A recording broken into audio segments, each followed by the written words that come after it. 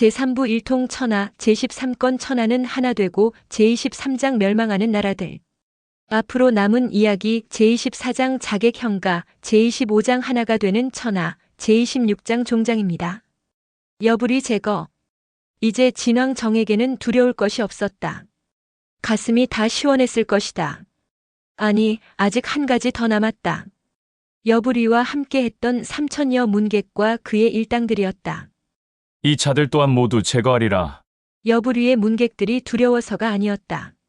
미웠다. 그럴듯한 말로 권력층에 붙어 세상을 어지럽히는 자들. 이런 인식이 강했다.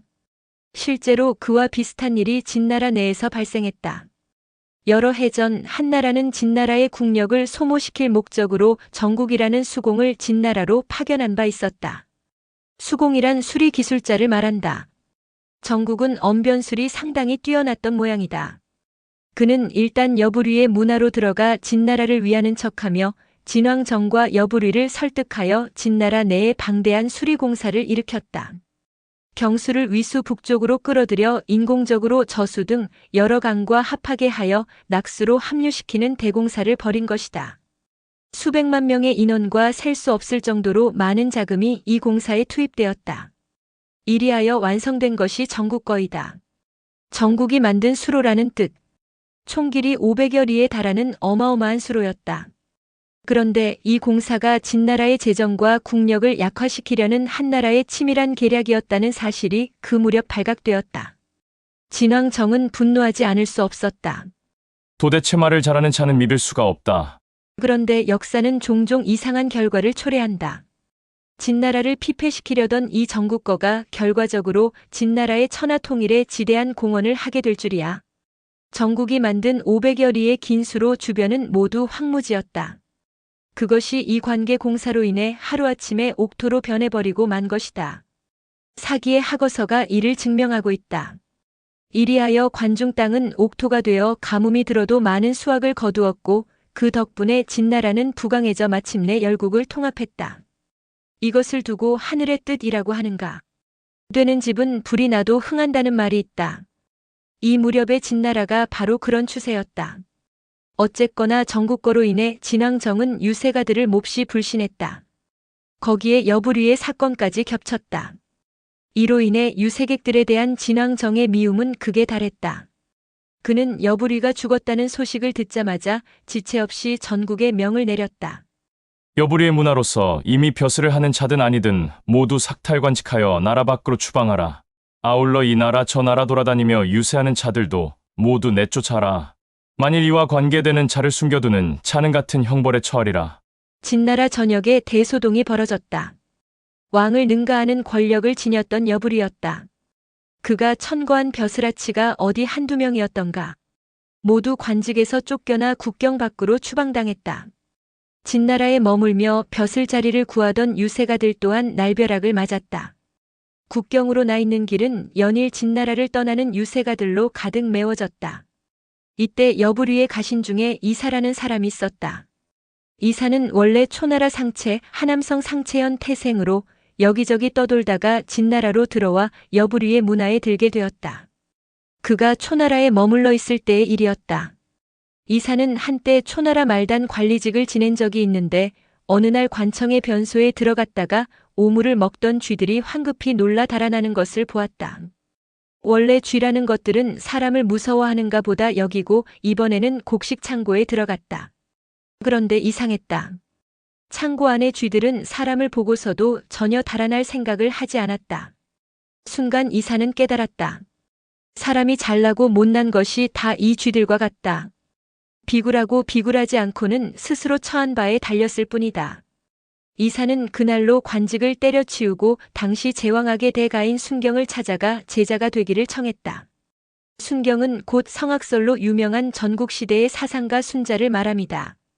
수년간 순자에게서 제왕학을 배운 이사는 초나라 왕이 섬길 만한 인물이 아님을 알고 여러 나라를 돌아다닌 끝에 진나라 함양으로 들어왔다. 그 무렵은 막 진장양왕이 죽고 진왕정이 왕위에 올랐을 때였다. 물론 승상은 여부리였다. 이사는 여부리의 가신이 되어 그가 정책을 펴는데 여러모로 조언했다. 여부리는 이사가 비범한 능력을 지녔음을 알고 진왕정에게 천거하여 객경 벼슬을 내려주었다. 그런데 이번 추방령에 의해 이사 역시 국경 밖으로 쫓겨나게 되었던 것이다. 마땅히 갈 곳이 없었고 억울하다는 생각도 들었다. 이대로 나갈 수는 없다. 이렇게 결심한 그는 여관에 머물며 표장을 한 통 써서 진왕정에게 올렸다. 그런데 그 내용이 비범했다. 옛날 진목공이 진나라 터전을 이룩한 것은 백리애와 건숙 덕분이며 진효공이 진나라 국법을 세운 것은 상황 덕분이며 진해문왕이 연횡책을 써서 합종을 깨트린 것은 장애 덕분입니다. 또한 진소양왕이 원교 근공으로서 육국의 우두머리가 된 것은 범수 덕분입니다. 생각해보면 이들은 한결같이 모두 타국 사람들입니다. 신이 듣건대 태산은 흙 한 줌도 거부하지 않았기 때문에 능히 그 높이를 이루었고 바다는 조그만 시냇물도 받아들였기에 능히 그 깊이를 이루었다고 합니다. 그런데 왕께서는 천하를 하나로 통합할 큰 뜻을 품으셨으면서 어찌하여 타국 사람들을 국경 밖으로 내모는 것입니까? 대왕께서는 천하를 하나로 통합하고 싶지 않으십니까? 그 많은 타국 인재들이 다른 나라로 가 계책을 올리면 어쩌려고 하십니까? 이들을 놓치면 대왕은 인재를 구하고 싶어도 구하지 못할 것입니다. 태산은 흙 한 줌도 거부하지 않았기 때문에 능히 그 높이를 이루었다. 이 글을 보는 순간 진왕정은 홀연 깨달아지는 바가 있었다. 황급히 조정으로 나가 좌우 신하에게 명했다. 추방령을 거두고 사람을 보내 이사를 데려오라. 이때부터 이사는 여부리를 대신하여 진나라의 여러 중요 정책을 관장하게 되었다. 관직은 정의, 사법을 주관하는 최고 장관이다. 진나라에 또 한 명의 인물이 등장하는 순간이었다. 이제 진왕정의 천하 통일에 관해 본격적으로 이야기할 때가 온 것 같다. 진왕정이 왕위에 올랐을 때 실제로 진나라는 통일의 모든 기반을 닦아놓고 있었다. 손만 뻗으면 될 정도였다. 그렇다면 어째서 진왕정은 즉위 당시 곧장 천하를 하나로 통합하지 못했을까? 그 이유로는 크게 세 가지를 들 수 있다. 첫째, 즉위 당시 진왕정의 나이가 너무 어렸다. 아무리 모든 여건이 갖추어져 있었다고는 하지만 13세 소년이 6개국을 통합하기에는 벅찼을 것이다. 나이가 어느 정도 찰 때까지 기다릴 필요가 있었다. 둘째로는 진나라 내부의 불안 요소였다. 진왕정의 혈통에 관한 갖가지 소문이 나도는 가운데 동생 장안군 성교의 존재가 점점 부각되면서 진나라 조정은 두 파로 갈라졌다. 이래서는 6개국을 통합할 수가 없다. 장안군 성교를 제거하는 일이 급선무였을 것이다. 거기에 말려든 것이 번역이었고 결과적으로 진왕정은 내부의 불안 요소를 완벽하게 정리했다. 셋째는 바로 여부리의 존재였다. 여부리가 진나라 제1의 공신인 것만은 틀림없다. 그러나 그는 재능이 뛰어난 인재는 아니었다. 속임수를 쓰듯 교묘하게 주변 사람을 속여 정권을 탈취했을 뿐이었다. 이런 여부리에게 천하 통일과 같은 일이 관심 있을 리 없었다. 그는 오로지 막강한 권세와 부귀영화만을 누리려 들었다. 이것이 천하 통일을 눈앞에 둔 진나라로서는 커다란 장애물로 작용했다. 진왕정은 철이 들면서부터 여부리의 제거를 생각했을 가능성이 높다. 하지만 함부로 손을 쓸 수 있는 상대가 아니었다. 기다리고 기다린 끝에 노예 사건이 일어났고 그것을 꼬투리로 마침내는 마지막 장애물을 제거해버린 것이 아닐까? 이로써 모든 여건은 갖추어졌다. 남은 것은 천하를 하나로 통합하는 일뿐이었다. 전국 칠웅 중 진나라를 제외한 6나라 중 가장 먼저 망한 나라는 한나라였다. 진나라와 국경을 접한 데다가 국력마저 가장 약했기 때문이었다. 한나라의 병탄을 주도한 사람은 여부리의 뒤를 이어 새로이 등장한 이사였다. 이사는 추진력이 강한 사람이었다. 그의 출현은 천하를 통합할 야심을 품고 있는 진왕정에게 하나의 커다란 행운이었다. 이사는 틈만 나면 말했다. 모든 것은 준비되어 있습니다. 남은 것은 실천뿐입니다. 진왕정이 물었다. 어떻게 해야 하오? 범수의 원교 근공은 참으로 뛰어난 정책입니다. 이제 바야흐로 그 결실을 맺을 때가 왔습니다. 우선 가깝고 약한 나라부터 통합하십시오. 가깝고 약한 나라라면 한나라입니다. 이때 한나라 왕은 한왕 아니었다. 제위 34년 만에 세상을 떠난 한완해왕의 아들이다. 한왕아는 시호가 없다. 그가 한나라의 마지막 왕이기 때문이다. 하지만 한나라라고 해서 진나라의 무력 앞에 무조건 굴복했던 것은 아니다. 마지막 저항을 시도했다. 그 무렵 한나라에 한비라는 뛰어난 인재가 있었다. 오늘날 우리가 알고 있는 한비자가 바로 그 사람이다. 한비자는 혁명학과 법률학의 대가였다. 이사의 스승인 순자의 제자이기도 하다. 그러므로 한비자와 이사는 동문이다. 사기에 의하면 한비자의 재능은 이사보다 훨씬 뛰어났다. 이사도 그것을 잘 알고 있었다. 라고 기록하고 있다. 그런데 안타깝게도 한비자는 심한 말더듬이었다. 말로서는 자신의 생각을 100분의 1도 전달하지 못했다. 그리하여 글로써 자신의 생각을 남에게 전달했다. 그 글을 모아 엮은 것이 바로 오늘날 전해오는 한비자라는 책이다. 고분, 오두, 세림, 세남편 등 모두 10만여 자로 이루어져 있다. 한비자는 자기의 모국인 한나라를 부강하게 할 목적으로 그 글을 썼다. 그런데 한왕아는 한비자의 의견을 하나도 채택하지 않았다. 오히려 그의 저서를 읽고 크게 감동한 사람은 아이러니하게도 진왕정이었다. 얼마나 감동했으면 다음과 같이 외쳤을까? 아, 과인이 이 사람을 만나 사귈 수만 있다면 죽어도 한이 없으리라. 그렇다면 한비자의 어떤 사상이 진왕정을 그토록 감동시켰을까? 한비자의 사상은 한마디로 철저한 법의 정치였다. 선왕지도를 주창한 유가의 사상과는 정반대다. 나라를 다스림에 정의란 있을 수 없다.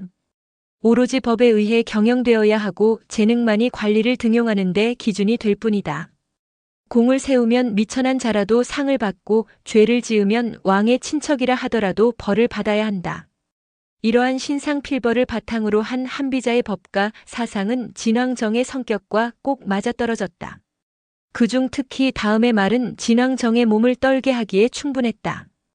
유자는 문으로서 세상을 어지럽히고 협자는 무로서 세상을 어지럽힌다.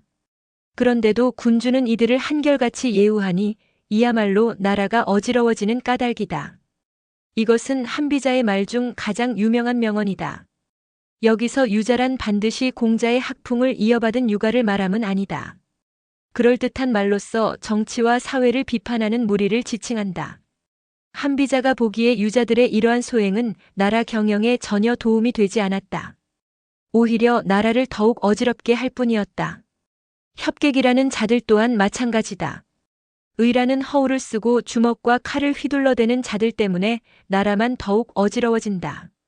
문이나 무로서 남에게 영향력을 미칠 능력이 있으면 법의 테두리 내에서 활약해야 할 것인데 이들은 그렇지 않고 겁을 준수하며 살아가는 사람들에게 오히려 헛바람만 불러 일으킨다고 본 것이다. 입으로만 떠들어대고 주먹을 휘두르는 자들이 대우받는 것 자체가 웃기는 일이라는 것이다. 여부리와 유세가들에게 배신을 당했다고 생각한 진왕정으로서는 혹할 만한 말이었다.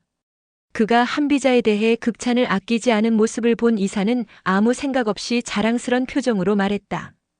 이 책을 저술한 사람은 한나라 공자 한비인데 그는 신과 동문입니다. 오, 그런가? 기뻐하는 진왕정의 입에서 튀어나온 다음 말은 이사로서도 뜻밖이었다. 당장 한나라를 공격하시오. 이사는 당황했다. 당장 말씀입니까? 그렇소. 그래야 하루라도 빨리 한비자를 볼 수 있을 것 아니겠소. 일이 잘못되어 간다고 생각하면서도 이사는 어쩔 수 없이 군사를 일으켜 한나라를 공격했다. 이미 쇠약해질 대로 쇠약해진 한나라가 어찌 막강인 진나라 군대를 이길 수 있으리요. 싸우면 망한다. 한왕아는 마지막 수단으로 한비자를 불러 사신으로 임명했다. 듣자 하니 진왕은 그대를 몹시 좋아한다고 하오. 그대가 진나라로 가서 우리나라에 대한 공격을 중지하도록 교섭하시오. 한비자는 즉각 함양성으로 들어가 진왕정에게 아련을 청했다. 진왕정은 자신이 바라던 대로 한비자가 왔다는 말에 몹시 기뻐했다. 들라 이르라. 한비자는 진왕정을 보자 말했다. 신은 진나라에서 벼슬 하기를 원합니다. 굳이 한나라를 칠 까닭이 무엇이 있겠습니까? 대왕께서 군사를 일으키지 않고도 능히 6국을 다스릴 수 있는 계책이 신에게 있습니다. 진왕정은 한비자에게 반해 있던 터라 그 즉시로 한나라를 향해 진격하고 있는 군대에게 명을 내렸다. 귀환하라. 이에 가장 당황한 사람은 한나라 병탄 정책을 입안한 이사였다. 더욱이 그는 전부터 자신보다 재주가 뛰어난 한비자를 시기하는 마음이 강했다. 진왕정이 한비자를 중용하면 그로서는 여러 가지 면에서 불리한 점이 많았다. 이것은 아니다. 진왕정이 요직을 내리기 전에 그를 제거할 필요가 있었다. 이사는 궁으로 들어가 진왕정에게 말했다. 지금 진나라는 천하 통일을 눈앞에 두고 있습니다. 그런데 한비자는 한나라 공자입니다. 만일 한비자를 중용하게 되면 그는 한나라를 위해 일할 뿐 우리 진나라를 위해서는 하나의 계책도 내지 않을 것이 분명합니다. 대왕께서는 어찌하여 스스로 천하 통일을 늦추려 하십니까? 생각해보니 그 말도 맞았다. 진왕정은 자신이 너무 한순간의 감정에 치우쳐 있었음을 깨달았다. 그렇다면 한비자를 어찌 처리하는 것이 좋겠소? 생각하실 것도 없습니다. 한비자는 자신의 말대로 문으로서 세상을 어지럽히는 자입니다. 법대로 처형하심이 좋을 것입니다. 진왕정은 한참을 생각한 끝에 입을 열었다. 알겠소. 우선 한비자를 운양 땅에 감금하시오. 졸지에 한비자는 운양 땅 옥에 갇히는 신세가 되었다. 그는 얼마 전까지만 하더라도 자신을 환대하던 진왕정의 태도를 떠올리곤 옥리에게 물었다. 내게 무슨 죄가 있어서 이렇듯 가두는 것이냐? 옥리가 대답했다. 한 집안에 주인이 둘이 있을 수 없듯 한 나라에도 재능 있는 사람이 둘이 있을 필요가 없지요. 우리 진나라에 이미 이사가 있는 것이 그대의 죄입니다. 한비자는 비로소 자신이 갇힌 까닭을 알았다. 그가 하늘을 우러러 탄식하는데 함양에서 다른 관리가 내려왔다. 정의 이사께서 이 수를 보내셨습니다. 한비자는 그것이 독주인 것을 알았다. 그는 자신이 살아날 수가 없음을 깨닫고 순순히 그 수를 받아 마셨다. 이렇게 전국시대 최고의 법 사상가인 한비자는 옥에서 사약을 마시고 이 세상을 마감했다. 유자는 문으로서 세상을 어지럽히고 자신이 남긴 명언에 자신이 해당되어 죽임을 당할 줄이야. 사마천은 이러한 한비자의 죽음에 대해 다음과 같이 말하고 있다. 한비가 세난 편을 저술하고도 자신은 화를 면하지 못한 것이 슬플 따름이다. 세난은 한비자 중에 한편으로 왕이나 남을 설득하는 방법을 기술했다. 그런 그가 화를 면하지 못한 것은 아이러니다라고 꼬집고 있는 것이다. 이어 그는 그 원인을 밝히고 있다. 한비자는 법률에 의거하여 모든 세상사의 시비를 분명히 하였으나 너무나 가혹하여 은덕이 모자랐다. 법 적용이 너무 엄격하여 인간미를 갖추지 못했다는 것이다. 세상 일에 완벽함이란 없는 것인가? 이로써 한비자를 통해 한나라의 멸망을 면해보려던 한왕 안의 계책을 실패로 돌아갔다. 한비자의 죽음과 더불어 한나라는 마지막 희망마저 잃었다. 그가 죽은 지 3년 후인 BC 230년 진왕 정 17년 결국 한나라는 진나라 군대의 공격을 이겨내지 못하고 멸망하고 말았다. 한왕 안은 함양으로 가 진왕 정에게 2번 절하고 칭신한 후 한나라 지도를 바쳤다. 한강자에 의해 일어난 지 174년 만에 사라짐이었다. 진왕정은 한나라 영토를 진나라 땅으로 흡수하고 그 일대를 영천군으로 삼았다. 이제 중원에는 진나라를 제외하고 5나라만 남게 되었다. 비록 한비자를 죽이고 한나라를 멸망시키기는 했으나 진왕정은 마음 한구석에 한비자의 죽음에 대해 아쉬움이 남아 있었던 모양이다. 자주 탄식했다. 한비자를 죽인 일은 참으로 애석한 일이오. 이사는 진왕정의 마음을 읽을 줄 아는 사람이었다. 옆에서 속삭였다. 신이 한비자보다 더 뛰어난 인재를 천거하겠습니다. 그가 누구요? 위나라 대량 사람으로 이름은 요라고 합니다. 요는 병학에 달통한 병법가로 한비자보다 10배 이상 뛰어납니다. 그는 지금 어디 있소? 함양성에 와 있습니다. 당장 데리고 올 수도 있습니다만 왕께서는 그를 빌레로서 초빙하십시오. 능히 그런 대접을 받을 만한 사람입니다. 한비자보다 뛰어난 인재라는 말에 진왕정은 빈객의 예로서 요를 궁으로 초빙했다. 이사의 말은 허풍이 아니었다. 몇 마디 얘기를 나누는 사이 진왕정은 요에게 매료되었다. 요의 입에서 나오는 말은 현실적이었으며 구체적이었다. 진왕정은 기쁨을 감추지 못하고 시종 그를 국빈의 예에 따라 대접했다. 그런데 이 요라는 사람이 다소 이채롭다. 단순한 병법가가 아니라 관상학에도 뛰어났음인가.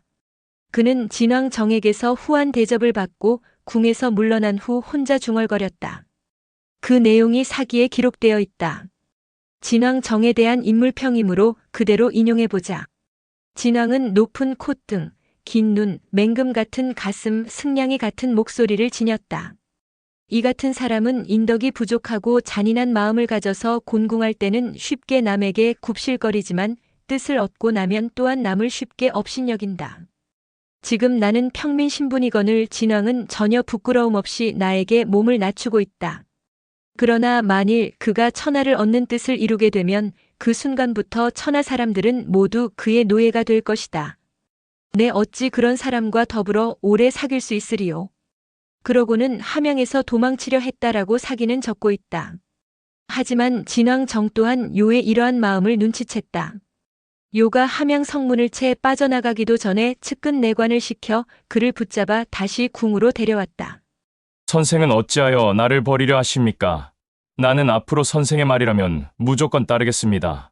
진왕 정은 그날로 요에게 국위벼슬을 내렸다. 국위는 진나라 군사를 담당하는 최고 책임자다.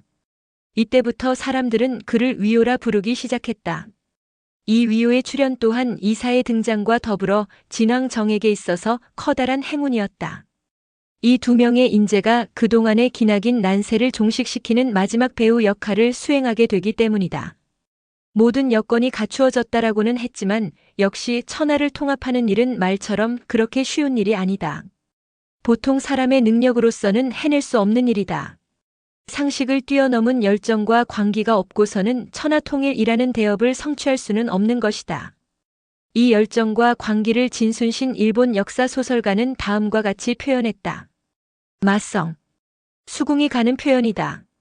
진왕정은 이런 열정과 광기를 지니고 태어난 인물이다. 여기에 추진력 강한 이사라는 사나이가 등장했고 그것으로도 부족했음인지 하늘은 또 위오라는 사내를 진왕정에게 보내준 것이었다. 생각해보면 이 세 사나이의 어쩔 수 없는 끼가 절묘하게 맞아떨어져 천하를 하나로 통합하는 대위업을 달성했다라고 볼 수 있지 않을까? 이제 조나라 차례다. 이사와 위오 또한 진왕정과 흡사한 관계를 지니고 있었다. 그들은 손발이 잘 맞았다. 연일 두 눈을 빛내며 머리를 맞대고 수기했다. 이사는 큰 틀을 짰고 위오는 세부적인 계책을 마련했다. 조나라를 멸망시킨 후 위나라를 멸하고 초나라, 연나라, 제나라 순으로 쳐들어가면 천하를 하나로 통합하는데 무슨 어려움이 따르겠는가? 이사와 위오는 자신들의 계책을 진왕정에게 아뢰었다. 그런데 뜻밖으로 진왕정이 엉뚱한 문제를 제기했다. 조나라는 요사이 우리나라와 친하려고 매우 애쓰고 있소. 그런 나라를 친다는 것이 어쩐지 마음에 걸리는구려. 한마디로 군사를 일으킬 명분이 없다는 것이었다. 진왕정답지 않은 말이었다. 하지만 꼭 그렇게 생각할 것만도 아니다. 통합 후의 민심을 염려한 것이었다. 이사는 진왕정의 그 말뜻을 알아듣지 못했다. 당황하는 기색이 역력했다. 그러나 위오는 진왕정의 마음을 짐작했다. 미소를 지으며 대답했다. 그 점이라면 염려하지 마십시오. 신에게 이미 조나라가 먼저 우리나라를 공격하게 할 계책이 마련되어 있습니다. 이어 자신감 넘치는 어조로 자신이 생각해둔 바를 말하기 시작했다. 왕께서는 먼저 위나라를 치십시오. 그 사이 신은 믿을 만한 사람을 위나라로 파견하여 위왕으로 하여금 조나라의 구원군을 요청하도록 설득하겠습니다. 동시에 조나라의 첩자를 보내어 조나라의 유력 대신 곽계를 뇌물로서 매수하겠습니다. 그러면 곽계는 반드시 위나라를 돕기 위해 군사를 일으킬 것이요. 그렇게 되면 어찌 조나라를 칠 명분이 서질 않겠습니까? 진왕정은 무릎을 치며 감탄했다. 묘책이요. 마침내 함양 성문이 활짝 열리고 진나라 장수 환희가 군사 10만 명을 거느리고 위나라를 향해 쳐들어갔다. 하지만 이번 출병의 목적이 조나라 정벌에 있음을 아는 사람은 진나라 내에서도 몇 명 되지 않았다. 환희의 군대가 함곡관을 나설 무렵 빠른 수레 하나가 먼저 위나라 땅으로 들어서고 있었다. 위오의 제자 왕호였다. 왕호는 위나라 수도 대량에 도착하자마자 위경민왕을 찾아가 스승 위오가 시키는 대로 말했다. 물론 자신의 신분을 숨긴 채였다. 지금 진나라 군대가 대량을 향해 쳐들어오고 있다고 합니다. 이제 위나라는 풍전등화의 위기에 처하게 되었습니다. 신이 알기로 위나라와 조나라는 순치지국입니다. 왕께서는 어찌하여 조나라의 원군을 요청하지 않으십니까? 위경민왕이 한숨을 몰아쉬며 말했다. 지금 조나라는 진나라에 잘 보이려고 애쓰는 중인데 그들이 어찌 우리를 도와주겠소? 그 점은 염려 마십시오. 신은 오늘날 조나라 실권을 잡고 있는 대신 곽계와 친한 사이입니다. 왕께서 업당의 지도를 내주시기만 하면 신이 조나라로 가 곽계를 설득하여 구원군을 보내도록 유세하겠습니다. 위경민왕은 생각도 할 것이 없다는 듯 왕후에게 업당의 지도를 내주며 간절히 부탁했다. 과인은 선생만 믿소. 부디 구원군을 데리고 와주시오. 왕후는 그날로 대량을 떠나 조나라 한단성으로 갔다. 이때 조나라는 조도양 왕이 죽고 조유무 왕이 막 즉위한 때였다. 재상은 곽계. 그런데 곽계는 겉으로는 충신인 척하면서 속으로는 자신의 안위만을 생각하는 교활한 처세가였다. 왕후는 한단성에 당도하자마자 황금 3,000근과 업당의 지도를 곽계에게 바치며 부탁했다. 저는 위나라 밀사입니다. 지금 위나라는 진나라의 공격을 받아 위태롭기 짝이 없습니다. 이에 우리 위왕께서는 조나라의 도움을 받고자 저를 보내셨습니다. 재상께서는 부디 위나라를 도와주십시오. 곽계는 돈이라면 자다가도 벌떡 일어나는 사람이었다. 그는 황금 3,000근은 자신이 챙기고 업당 지도만 들고 궁으로 들어가 그럴듯한 말로 조유무왕을 설득했다. 위나라가 망하면 그 다음은 우리 조나라 차례입니다. 더욱이 위나라는 업당을 바치고 원조를 청해왔습니다. 왕께서는 군사를 일으켜 위나라를 돕도록 하십시오. 조유무왕은 이제 막 왕위에 오른 터이라 모든 국정을 곽계에게 맡기고 있었다. 업당이 자신의 소유가 된 것만을 기뻐하며 장수 호첩을 불러 명했다. 군사오만을 거느리고 나가 업당을 접수하고 위나라를 도와주시오. 조군 출병. 이 소식은 즉각 함양성으로 날아들었다. 기다렸다는 듯이 국위 요의 입에서 다음과 같은 명이 떨어졌다. 이제 조나라는 우리의 동맹국이 아니다. 장수 환희는 군사를 돌려 업당을 공격하고 나아가 조나라 한단성까지 진격하라. 대량으로 향하던 환희는 재빠르게 움직였다.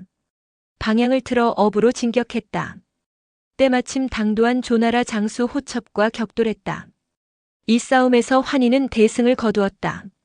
반대로 조나라 장수 호첩은 크게 패한 끝에 끝내 전사하고 말았다. 당황한 것은 조유무왕이었다. 그는 신하들을 불러놓고 대책을 강구했다. 위나라를 도와주려다가 공연히 우리만 진왕의 미움을 샀소. 대체 이를 어찌하면 좋겠소? 위나라를 도와주라고 권했던 곽계는 할 말이 없었다. 다른 신하들이 이구동성으로 말했다. 대땅을 지키고 있는 이목이라면 능히 진나라 군대를 막아낼 수 있을 것입니다.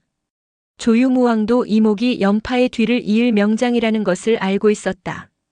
즉시 상장군의 인수를 내리고 그를 한단성으로 소환했다. 조나라로서는 마지막 수단이나 마찬가지였다. 이목이 한단으로 돌아오자 조유무왕은 기대감에 찬 표정으로 물었다. 진나라 군대가 육박해오는 중인데 어떻게 하면 그들을 물리칠 수 있겠소? 이목은 주저함 없이 대답했다. 진나라 군대는 지금 우길승천의 기세입니다. 그들을 꺾기란 여간 어려운 게 아닙니다. 왕께서는 아무것도 묻지 마시고 신에게 군사에 관한 모든 권한을 내려주십시오. 그래야 신이 마음 놓고 싸울 수 있습니다. 알겠소. 오늘 이후의 모든 군사권을 그대에게 맡기는 바이오. 그 이듬해 조나라의 신임 상장군 이목은 한단성을 떠나 비성으로 내려갔다. 비성은 지금의 하북성 진현 일대다. 의안과 멀리 떨어져 있지 않은 군사 요충지이다. 이때 이목이 거느리고 간 군사는 총 15만 명. 비성에 당도한 이목은 우선 성루를 높이 쌓고 도랑을 깊이 판 채 나가 싸울 생각을 하지 않았다. 날마다 소를 잡아 군사들을 배불리 먹이기만 했다. 군사들은 사기가 충천하여 나가 싸우게 해달라고 졸랐으나 이목은 일절 허락하지 않았다. 그 무렵 진나라 장수 환희는 의안 땅 서쪽 일대에 주둔하고 있었다. 그는 이목의 행동을 전해 듣고 대뜸 그 의도를 알아차렸다. 지난날 연파가 성루를 높이 쌓고 지킴으로써 우리나라 장수 왕을의 공격을 막아낸 일이 있는데 이번에 이목이 바로 그 흉내를 내는구나. 지키는 군사를 공격하는 것은 많은 힘을 소모하게 된다. 이를 모를 리 없는 환희는 곧 이목의 계책을 깰 방도를 강구해냈다. 내 친히 저들을 유인해 내리라. 환희는 군사를 반으로 나누었다. 일대는 의안을 지키게 하고 자신은 다른 일대를 거느리고 감천으로 향했다. 감천은 한단성에서 동북쪽으로 300여 리 떨어진 작은 성이었다.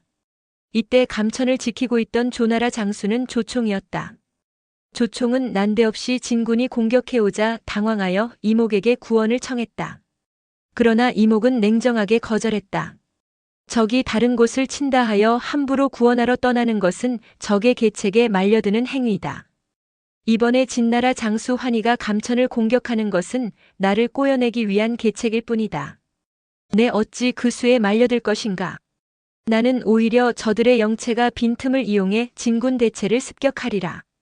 그동안 배불리 먹기만 하던 조나라 군사들은 진군 영체를 습격할 것이라는 이목의 말을 듣고는 주먹을 불끈 쥐었다.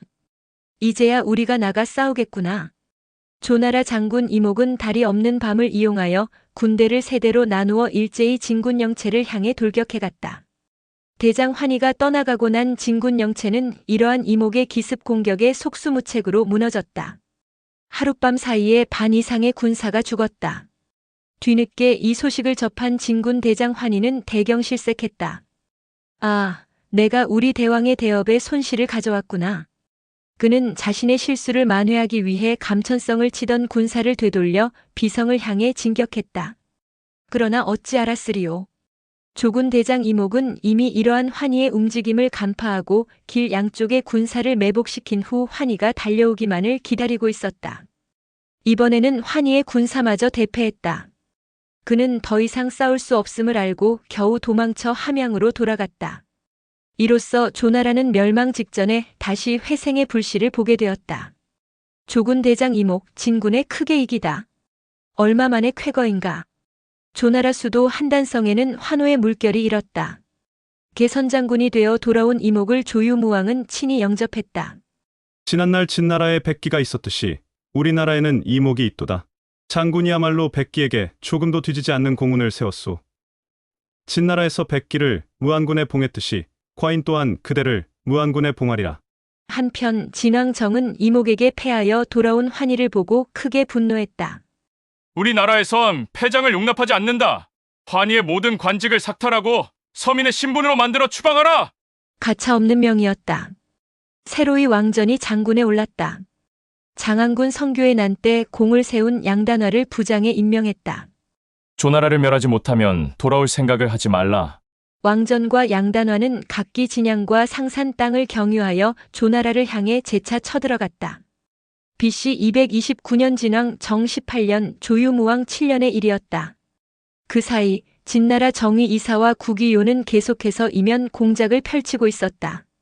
위요는 조나라 재상곽계를 매수하고 돌아온 제자 왕호를 다시 조나라로 파견했다. 한단으로 가는 길에 왕전 장군에게 들러 이러이러하게 지시하도록. 왕호는 위요가 시키는 대로 한단으로 가는 도중 회천산 서쪽 50리 밖에 주둔하고 있는 왕전을 찾아가 비밀리에 지시사항을 전달했다. 장군께서는 이목에게 사자를 보내어 화평을 청하되 절대로 조약을 맺지는 마시오. 장군이 화친을 핑계로 시간을 끄는 사이 내가 한단으로 들어가 저들을 교란시키겠소. 신신당부를 하고 난 왕호는 한단성으로 들어가 곽계를 찾아갔다. 조나라의 한단성으로 들어가 곽계를 찾아간 왕호는 은근히 물었다. 재상께서는 조나라가 망할 것으로 보십니까? 아니면 흥할 것으로 보십니까? 왕호로부터 여러 차례 뇌물을 받은 바 있는 곽계는 별 의심 없이 대답했다. 솔직히 말해서 조나라의 앞날은 그다지 멀지 않았소. 지진이 일어나고 기근이 드는 것이 그 증거요. 재상의 말씀대로 조나라가 망하면 재상께서는 계속 조나라에 머물 작정이십니까? 아니면 다른 나라로 떠날 요량이십니까? 망한 나라에 몸을 남겨둘 수는 없소. 나는 제 나라나 초나라로가 몸을 의탁할 생각이요. 곽계의 사람됨을 재삼 확인한 왕호는 다시 은근한 어조로 말했다. 제나 초나라라? 글쎄요. 제가 보기에는 그 두 나라도 조나라의 처지와 다를 바가 없습니다. 제가 재상을 위해 한 말씀 드린다면 재상께서는 진나라에 몸을 의탁하십시오. 진나라는 장차 6나라를 모두 통합할 것입니다. 재상께서 지금의 재산과 지위를 유지하려면 진왕의 힘을 빌리는 것이 가장 좋습니다. 그렇긴 하지만 진나라가 나를 용납할 리 없잖소. 그거라면 염려 마십시오. 재상께서 원하신다면 제가 주선해 드리겠습니다. 그대는 위나라 사람인데 어떻게 진나라에 주선할 수 있단 말이오? 곽계에 의아해하는 표정의 왕후는 비로소 자신의 정체를 밝혔다. 실은 저의 스승이 진나라에서 국위벼슬을 하고 계시며 저 또한 진나라 대부입니다. 저의 스승인 위호는 일찍부터 재상이 명망이 높으신 것을 알고 서로 사귀고자 원해왔습니다. 지난번에 제가 드린 황금도 모두 제 스승이 내준 것입니다. 만일 조나라가 망하여 가실 곳이 없거든 주저하지 말고 진나라로 가십시오. 우리 스승께서 재상을 상경에 천거할 것입니다. 그렇게만 되면 재상께서는 변함없이 지금의 부귀영화를 누리실 수 있지 않겠습니까? 그러고는 짐을 풀어 황금 7,000근을 곽계 앞에 내밀었다. 곽계는 놀랍기도 하고 기쁘기도 했다. 황금도 황금이거니와 그동안 은근히 걱정해왔던 자신의 안위 문제에 대해서 더 이상 근심할 필요가 없어졌기 때문이었다. 왕후의 두 손을 움켜잡으며 말했다. 진나라 국위께서 나를 그토록 생각해 주시는 줄은 미처 몰랐소. 이런 은혜를 받고도 보답하지 않는다면 이는 사람이라고 할 수 없소. 나는 이제부터 진나라를 위해 일할 것이오. 곽계를 완전히 진나라 편으로 끌어들이는데 성공한 왕후는 이어 본론으로 접어들었다. 그런데 한단으로 오는 도중 이상한 소문을 들었습니다. 이상한 소문이라니요? 조나라 장수 이목이 진나라 장수 왕전과 화평 조약을 추진 중이라는데 그 조약 내용이 여간 놀라운 것이 아니었습니다. 무슨 내용이요? 한단을 내주는 대신 이목이 대땅에서 왕 노릇을 하기로 했다 합니다. 만일 그것이 사실이라면 재상의 신상에 변화가 생길지도 모르겠습니다. 서둘러 알아보심이 좋을 것입니다. 설사 그것이 헛소문으로 판명나더라도 이목의 존재가 재상께 도움이 되지는 않을 것이니 이목을 조속히 한단으로 불러들이는 게 좋지 않을까 싶습니다. 곽계는 왕후의 말뜻을 알아들었다. 이번 기회에 진나라를 위해 공을 세우면 훗날 자신의 입지가 더 나아질 거라는 생각에 두말 없이 승낙했다. 그것은 별로 어려운 일이 아니오. 그대의 스승에게 내 활약상이나 잘 말해주시오. 그 점은 염려 마십시오. 다음 날 곽계는 지체 없이 궁으로 들어가 조유무왕에게 말했다. 상장군 이목이 진나라 군대와 내통하고 왕위에 오르기로 밀약을 나누었다는 소문이 파다합니다. 속히 진위 여부를 알아보시고 조처를 취하십시오. 조유무왕은 크게 놀랐다. 이내 신복부하를 보내어 이목의 동태를 살펴오게 했다. 수일 후 신복부하가 돌아와 보고했다. 과연 이목은 진나라 장수 왕전과 연일 회담을 하고 있습니다. 기다렸다는 듯이 곽계가 조유무왕에게 권했다. 어쩐지 이목이 모든 권한을 일임해달라고 청할 때부터 수상쩍었습니다. 지금이라도 늦지 않았으니 왕께서는 이목을 파면하고 조총을 새로이 상장군으로 임명하여 회천산으로 내보내십시오. 그 말이 아니더라도 조유무왕은 이미 이목에 대해 분노와 배신감을 느끼고 있었다. 지체 없이 명을 내렸다. 이목을 소환하라! 이목은 기가 막혔다. 그러나 어쩌냐. 이미 왕명이 떨어진 것을. 한단으로 가 자신의 결백을 밝히고 다시 돌아오는 수밖에 없었다. 그가 막 한단으로 떠나려는데 또 하나의 이상한 소문을 들었다. 이번 이목 장군의 소환은 재상곽계의 농간이다. 이목 장군은 한단으로 가면 목이 잘릴 것이다. 비로소 그는 이번 소환에 복잡한 내막이 깔려있음을 알게 되었다. 이목은 허탈한 표정으로 중얼거렸다.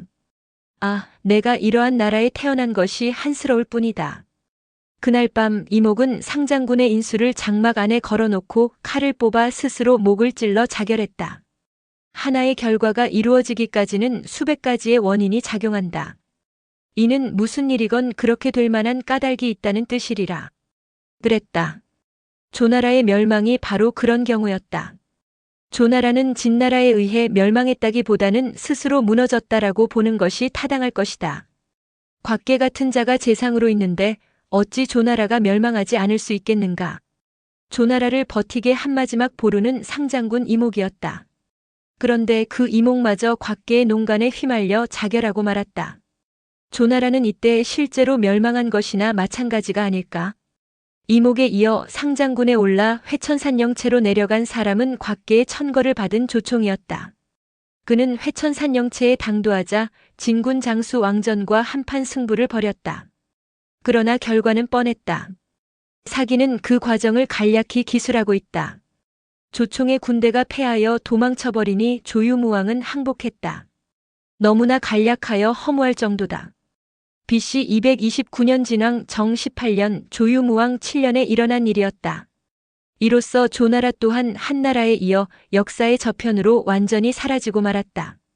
진왕 정이 함양을 떠나 한단성으로 들어와 조나라 영토를 공식적으로 접수한 것은 그 이듬해의 일이다. 그래서 사가들은 조나라의 멸망을 BC 228년으로 기록하고 있다. 천하 통일이 이루어지기 17년 전이었다. 진왕정은 한단성 왕궁의 높은 왕좌에 올라 선포했다. 조나라 영토를 거록군으로 명명하노라. 조나라의 마지막 왕 조유무왕은 방릉으로 압송되어 갔다. 방릉은 지금의 호북성 방현 일대다.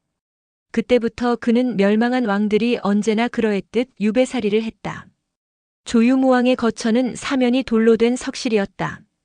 석실에서 거처하게 하는 이유는 탈출을 방지하기 위한 것이었다. 그런데 조유무왕이 거처하는 석실에는 늘 물소리가 들려왔다. 어느 날 조유무왕은 시종드는 신하에게 물었다. 저 물소리는 어디서 나는 것이냐? 시종이 대답했다. 원래 이곳은 초나라 땅이었습니다. 초나라에는 강이 많이 흐르는데 지금 들리는 저 소리는 저수의 강물 소리입니다. 조유무왕은 탄식했다. 저 물도 흘러 언젠가는 바다로 들어갈 테지. 나는 언제 고국산천으로 돌아갈꼬. 그러고는 자신의 처지를 한탄하는 노래를 지어 불렀다. 이 노래가 곧 산수지구다. 구란 읍조림이라는 뜻이다. 방산이 궁실이 될 줄이야. 저수가 자릿기가 될 줄이야. 거문고 비파 소리는 들리지 않고 오로지 흐르는 강물 소리뿐이로구나. 물은 원래 무정한 것. 한수 강수로 흘러들면 당연한 일이다. 슬프도다. 나는 만승의 왕이었는데 고향으로 달려가는 꿈만 꾸는구나. 누구 때문인가 공장과 같은 간신의 참원 때문이로구나. 충신은 죽어 사라지고 사직은 멸망에 이르렀도다. 나의 어리석음이여 진왕을 원망할 게 무엇 있으리. 조유무왕은 매일 이 노래를 부르다 마침내 한많은 세상을 마감했다. 그런데 여기서 한 가지 이상한 점을 발견할 수 있다. 대개 멸망한 나라의 마지막 왕은 시효가 없다. 하지만 유독 조유무왕만은 시효가 있다. 왜 그럴까? 원래 조유무왕은 적자가 아니었다. 그의 이복형인 가가 세자였는데 아버지 조도양왕이 창기 출신 후궁의 소생인 조유무왕을 후계자로 삼았다. 조나라가 멸망했을 때 폐세자 가는 데 땅으로 도망가 스스로 왕위에 올랐는데 그가 곧 대왕이다. 조유무왕이 유배지에서 죽었을 때 대왕은 여전히 살아있었기 때문에 그에게 유무라는 시호를 내린 것이었다. 그러나 조대왕도 6년 후인 BC 222년 진왕 정 25년에 진나라의 공격을 받아 역사 무대 저편으로 사라지고 만다. 조대왕의 존재를 놓고 사가들은 서로 다른 의견을 제기하고 있다. 대왕을 조나라의 마지막 왕으로 봐야 한다는 주장과 조유무왕을 마지막 왕으로 봐야 한다는 주장이 바로 그것이다. 심지어 어떤 사가는 대왕 가가 내린 조유무왕의 시호 자체도 인정할 수 없다는 설을 내세우기도 한다. 그래서 조유무왕을 조왕천이라고 표기하고 있다. 천은 조유무왕의 이름이다. 대왕의 존재를 인정하게 되면 조나라 멸망은 BC 222년이 될 것이요. 그렇지 않으면 BC 228년으로 앞당겨진다. 참고로 사마천은 사기의 조세가 편을 기술하면서 조나라의 멸망을 BC 228년으로 잡았다. 대왕의 존재를 인정하지 않은 것이다. 뒷이야기 하나. 조나라 마지막 재상이자 매국노인 곽계는 조나라가 멸망하자 진왕정을 따라 함양으로 이사해 살았다. 그런데 한단성을 떠날 때 모아둔 황금이 워낙 많아 한꺼번에 가져갈 수가 없었다. 하는 수 없이 그는 한단성 자기 집 마당에 황금을 묻어두고 일단 함양으로 갔다. 그 후 곽계는 두고 온 황금을 잊을 수가 없어 진왕정에게 청하여 휴가를 얻었다. 그가 한단으로 돌아와 묻어둔 황금을 꺼내 여러 채의 수레에 나누어 싣고 함양으로 향할 때였다.